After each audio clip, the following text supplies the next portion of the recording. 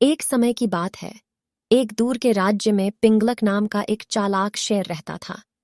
वह अपनी बुद्धिमत्ता के लिए जाना जाता था और जंगल के सभी जानवर उससे डरते थे।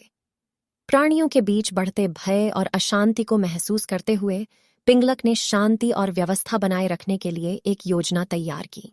उसने दमन का नाम के एक बुद्धिमान बूढ़े सियार से सलाह मांगी, जो अपनी चतुराई के लिए जाना जाता था। दमनका ने सुझाव दिया कि पिंगलक पशु साम्राज्य के भीतर सद्भाव सुनिश्चित करने और संघर्षों को हल करने के लिए एक भरोसेमंद सलाहकार नियुक्त करें। इस विचार से प्रभावित होकर पिंगलक सहमत हो गया और इस भूमिका के लिए संजीवक नाम के एक महान और निष्पक्ष बैल को चुना। ज्ञान और निष्पक्षता से लैस संजीवक ने तुरंत ही सभी जानवरों का विश्वास जीत लिया। उनके मार्गदर्शन में जंगल फले फूले और संघर्षों का शांतिपूर्वक समाधान किया गया। जानवर एक दूसरे के मतभेदों का सम्मान करते हुए शांतिपूर्वक और सद्भाव से रहने लगे। हालांकि सभी नई मिली शांति से संतुष्ट नहीं थे। दमनक सियार ने संजीवक के प्रभाव से नाराजगी जताई और उसे उखाड़ फेंकने की कोशिश की। उसने पिंगलक के डर को तोड़ मरोड़ कर पेश किया और उसे विश्वास दिलाया कि संजीवक की बढ़ती लोकप्रियता उसके शासन के लिए खतरा है। दमनक ने शेर राजा और उसके भरोसेमंद सलाहकार के बीच कलह पैदा करने की एक चालाक योजना तैयार की।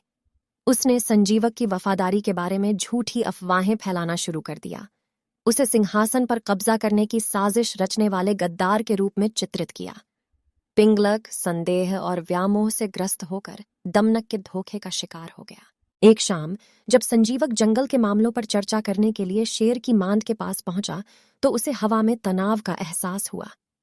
दमनक के झूठ से प्रभावित होकर पिंगलक ने संजीवक पर राजद्रोह का आरोप लगाया और उसे तुरंत राज्य छोड़ने का आदेश दिया। टूटे हुए और हतप्रभ संजीवक के पास उस शांति और समृद्धि को पीछे छोड़ते हुए जाने के अलावा कोई विकल्प नहीं था जिसे बनाने में उसने मदद की थी।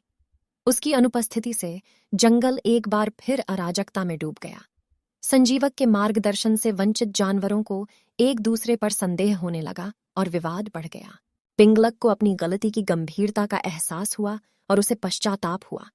उन्होंने दमनक के धोखे के जाल को देखा और संजीवक की बुद्धि और सत्यनिष्ठा के वास्तविक मूल्य को समझा। अपनी गलती को सुधारने के लिए दृढ़ संकल्पित होकर पिंगलक अपने वफादार सलाहकार को खोजने और उसे राज्य में वापस लाने के लिए यात्रा पर निकल पड़ा। एक लंबी और कठिन खोज के बाद पिंगलक ने अंततः संजीवक को एक दूर देश में पाया, जहां वह एकांत जीवन जी रहा था।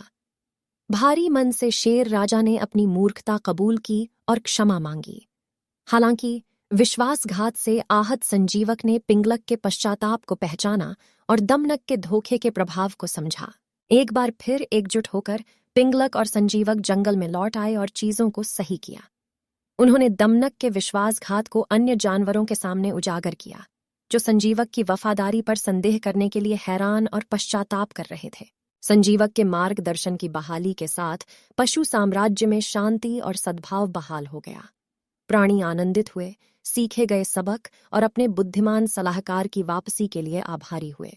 उस दिन के बाद से पिंगलक और संजीवक ने निष्पक्षता और बुद्धिमत्ता के साथ शासन किया, जिससे यह सुनिश्चित हुआ कि जानवरों के बीच विश्वास और एकता बनी रहे।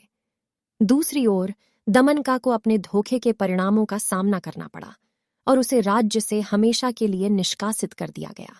पिंगलक, संजीवक और दमनक की कहानी विश्वास, विवेक और झूठ के आगे झुकने के खतरों के महत्व को सिखाती है।